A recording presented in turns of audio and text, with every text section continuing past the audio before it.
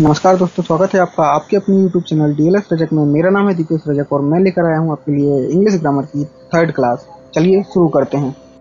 सबसे पहले हम क्लास 1 और क्लास 2 के ऊपर नजर डाल लेते हैं। क्लास 1 में हमने सबसे पहले देखा था सेंटेंस को और सेंटेंस के अंतर्गत हमने पढ़ा था बेसिक स्ट्रक्चर को। बेसिक स्ट्रक्चर के फर्स्ट एलिमेंट सब्जेक्ट को हम समझ चुके हैं और सेकेंड क्लास में हमने समझा था बेसिक स्ट्रक्चर के सेकंड एलिमेंट हेल्पिंग वर्ब को। हेल्पिंग वर्ब के 3 पार्ट थे, modals, tense, extra helping verb, जिन्हें हम पहले ही समझ चुके हैं। चलिए बेसिक स्ट्रक्चर के 3rd एलिमेंट मेन वर्ब को हम समझते हैं। मेन वर्ब अर्थात मुख्य क्रिया, वह शब्द जिससे कर्ता के किसी कार्य को करना प्रदर्शित होता है, मेन वर्ब कहलाता है। मेन वर्ब अनकाउंटेबल होती है, अर्थात मुख्य क्रियाएं बहुत सारी होती हैं। इन क्रियाओं के इंग्लिश में 5 फॉर्म होते हैं, मतलब क्रियाओं के 5 रूप होते हैं। चलिए एक उदाहरण से समझते हैं। हमने यहाँ पे कम अर्थात आना क्रिया को लिया है, जिससे कि आप आसानी से समझ सकें। फर्स्ट फॉर्म कम, सेकंड केम, कम, कम्स, कमिंग। क्रिया की चौथी और 5वीं फॉर्म दोनों ही बनाई जाती हैं, अर्थात क्रिया के 4th फॉर्म में हमेशा एस, ईएस या आईएस लगाकर उसे 4th फॉर्म में कन्वर्ट किया जाता है। इसी प्रकार क्रिया के 5th फॉर्म को बनाने के लिए क्रिया के अंत में आईएनजी लगाया जाता है। हिंदी में समझते हैं। हिंदी में फर्स्ट फॉर्म कम, आना, सेकंड फॉर्म में आया था, आई थी, थर्ड फॉर्म में कम, आ चुका, आ चुकी, आ चुके। इसी प्रकार 4th फॉर्म में आता है, आती है, गाता है, खाता है और 5th फॉर्म में आ रहा, जा रहा, गा रहा, खा रहा, इस प्रकार से आता है। ध्यान रखिए, क्रिया के प्रत्येक फॉर्म में क्रिया का मीनिंग बदल जाता है। आइए अब हम समझते हैं इन अलग अलग फॉर्म्स का यूज कहाँ कहाँ किया जाता है। क्रिया के फर्स्ट फॉर्म का यूज मॉडल्स तथा उन क्रियाओं के साथ किया जाता है जिनमें टू आता है, अर्थात need to, use to, ought to, जो हमने पहले हेल्पिंग वर्ब्स के साथ हमने मॉडल्स में पढ़ा था। उसके साथ ही प्रेजेंट सिंपल टेंस में प्लूरल सब्जेक्ट के साथ भी क्रिया के फर्स्ट फॉर्म का यूज किया जाता है। चलिए समझते हैं क्रिया के सेकंड फॉर्म का यूज कहाँ किया जाता है। क्रिया के सेकंड फॉर्म का यूज केवल पास्ट सिंपल टेंस में किया जाता है। थर्ड फॉर्म पर आते हैं।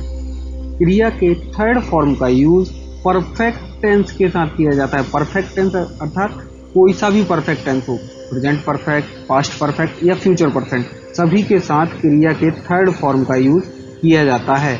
इसके साथ ही वॉइस के साथ भी, वॉइस अर्थात वाच्य, वाच्य के साथ भी क्रिया के थर्ड फॉर्म का ही यूज किया जाता है। 4th फॉर्म की ओर चलते हैं।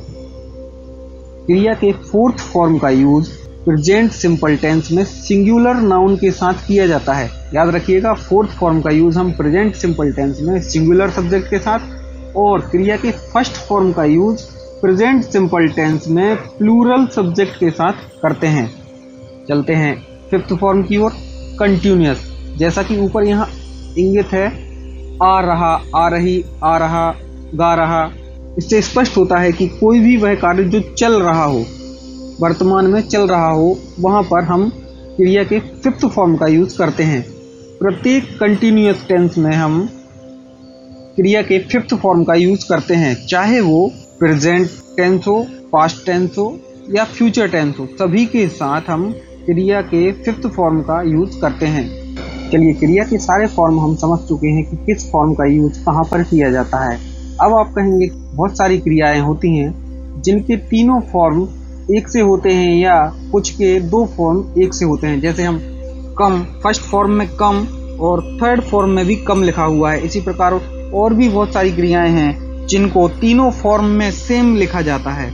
फॉर एग्जाम्पल रीड वो क्रिया है जिसे तीनों फॉर्म में रीड ही लिखा जाता है। अब यहाँ यह परेशानी आती है कि जैसे रीड है तो रीड का कौन सा फॉर्म कहाँ यूज हुआ है, तो इसकी पहचान के लिए हम यहाँ समझते हैं कि क्रिया के फर्स्ट फॉर्म का यूज अफर्मेटिव टेंस में किया जाता है तो वहाँ पर हेल्पिंग वर्ब नहीं आती है। यहाँ पर इसीलिए ये कट का निशान लगा हुआ है।